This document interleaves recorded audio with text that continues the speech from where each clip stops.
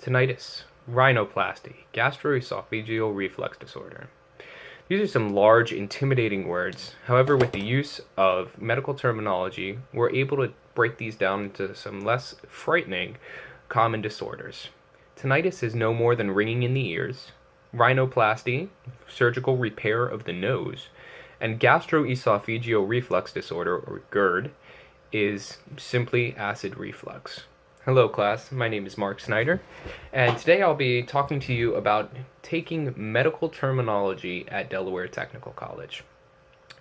I took MedTerm last semester, and with the use of what I learned there and my textbook, The Language of Medicine, I have put together this persuasive speech to try and get you guys to sign up and take medical terminology. My first point that I want to bring up is going to be what kinds of body systems you have and that you will be learning about when you take this class. My next point is going to be how those body systems work in tandem with one another. And lastly, after receiving back my questionnaire from last week, the consensus was that it's very important to understand what a medical professional is saying to you when you go in to see them. So that will be my last point.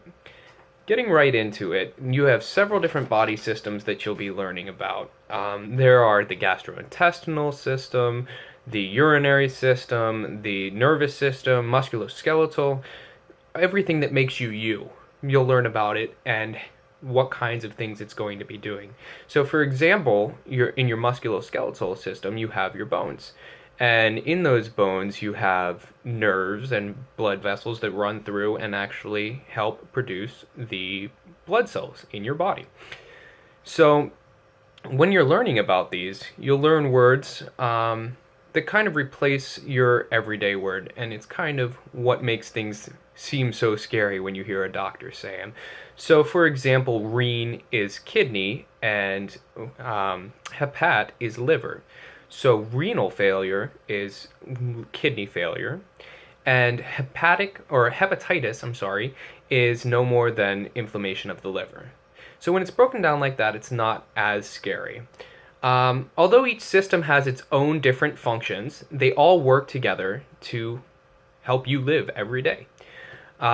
So, for example, the bones make the blood goes into the blood vessels go to the cardiac center, the heart pumps it out through the pulmonary veins to the lungs, where the gases are exchanged, then comes back to the heart through the pulmonary artery, it's pumped out to the rest of the body.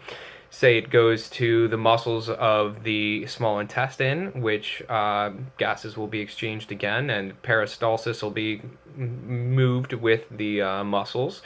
And this is all controlled by the nervous system, your parasympathetic or your sympathetic system.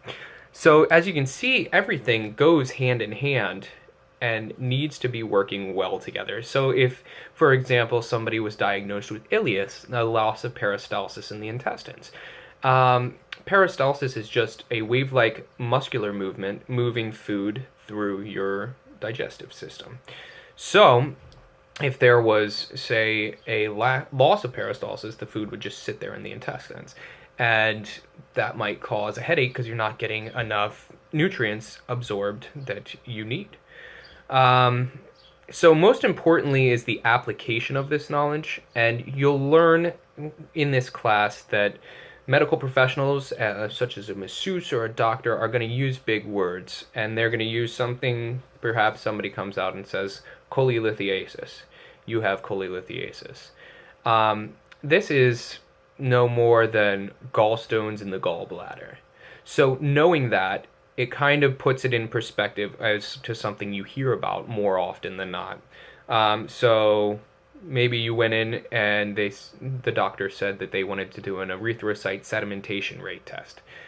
Well, what is that? It sounds big and scary. However, if we break it down, we know erythrocyte is red blood cell. So all they're doing is a test to see at the rate which red blood cells form a sediment at the bottom of the plasma. And this can be used to help diagnose certain illnesses. So, in conclusion, the importance of being able to understand medical terminology is paramount. Taking this class will not only help explain what you have and what's going on in your body, It will also be able to tell you how these body systems are working in conjunction with one another.